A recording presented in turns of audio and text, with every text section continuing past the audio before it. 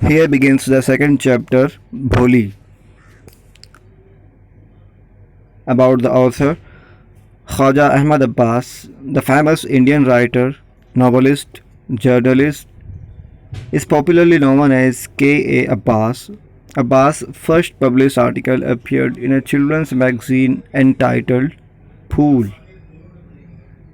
Again, here we are going to introduce you with another children writer, K.A. Abbas. Abbas was awarded Padma Shri by the Government of India in 1969. About the story, a little girl Bholi has smallpox marks on her face and she stammers. एक बच्ची जिसे भोली कहा गया है उसके चेहरे पर स्मॉल पॉक्स थे और वो हकलाती है.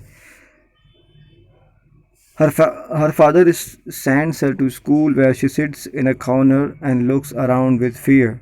The teacher encourages her to speak. हकलाने की वजह से उसमें लैक ऑफ कॉन्फिडेंस है, लेकिन स्कूल जाने पर उसकी एक टीचर उसको इंकरेज करती हैं बोलने के लिए. ओवर द ईयर्स भोली had learned a lot and had also gained a lot of confidence. When Bishambar demands money to Bholi's father for marrying his daughter, she refuses.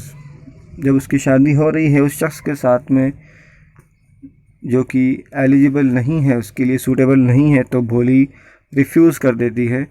Such a greedy person and decides to become a teacher in the school where she studied. और वो ऐसे greedy एक लालची आदमी से शादी करने के लिए इनकार कर देती है और उसी स्कूल में जहाँ से उसने पढ़ाई की वहाँ एक टीचर बनना डिसाइड करती है. The story begins.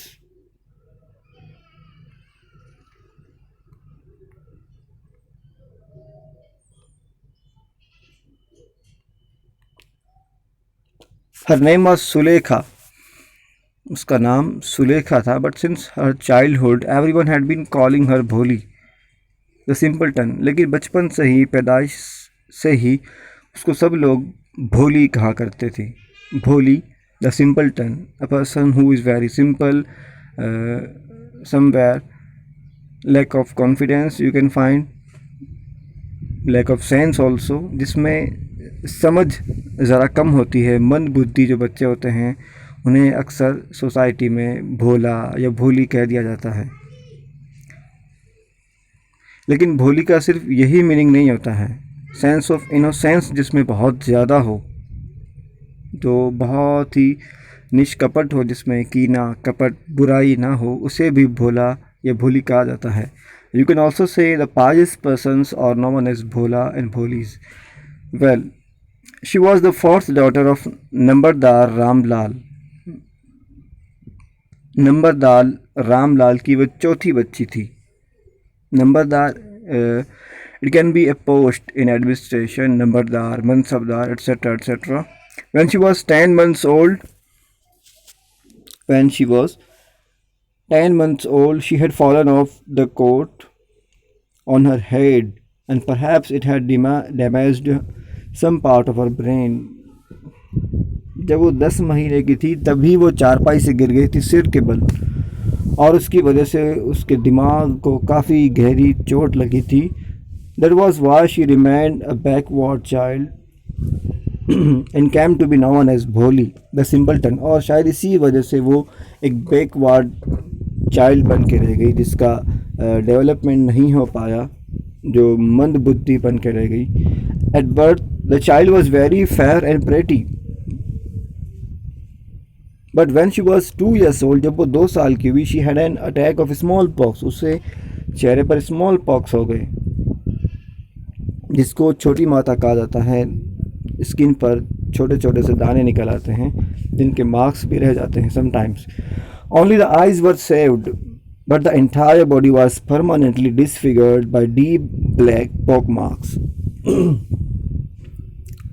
Little Sulekha could not speak till she was 5, and when at last she learned to speak, जब 5 साल की हो गई तब तक बोलना नहीं जानती थी, और आखिरकार थोड़ा सा बोलना सीखी, और जब बोलना सीख गई तो कैसे, शी स्टैमर्ड, वो हकलाती थी. Stammered means to speak unclearly. The other children often made fun of her and mimicked her. बाकी बच्चे उसका मजाक उड़ाया करते थे और उसकी नकल भी उड़ाया करते थे. As a result, she talked very little. और इस वजह से बहुत कम बात किया करती थी. Ramlal had 7 children, 3 sons and 4 daughters, and the youngest of them was Bholi. Ramlal के 7 बच्चे थे, 3 लड़के और 4 लड़कियां. उनमें से सबसे छोटी थी भोली. It was a prosperous farmer's household and there was plenty to eat and drink. All the children except Bholi were healthy and strong. सारे बच्चे healthy थे और strong भी थे, developed थे, सिवाय भोली के. क्यों? क्योंकि भोली एक मंद बुद्धि बच्चे की तरह बड़ी हुई थी. The sons had been sent to the city to study in schools and later in colleges. लड़कों को पढ़ने के लिए स्कूल भेजा गया और स्कूल के बाद उन्हें कॉलेजेस भी भेजा गया. Of the daughters, Radha, the eldest, सबसे बड़ी बच्ची Radha, had already been married. उसकी शादी हो चुकी थी. The second daughter, Mangla's marriage had also been settled.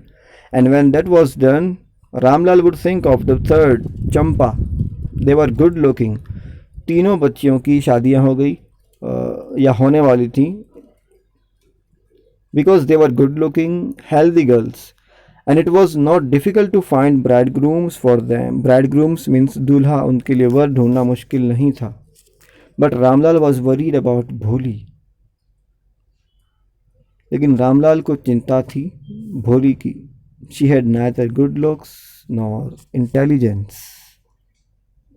ये बड़ी परेशानी की बात थी कि ना तो she was good looking or not she was intelligent.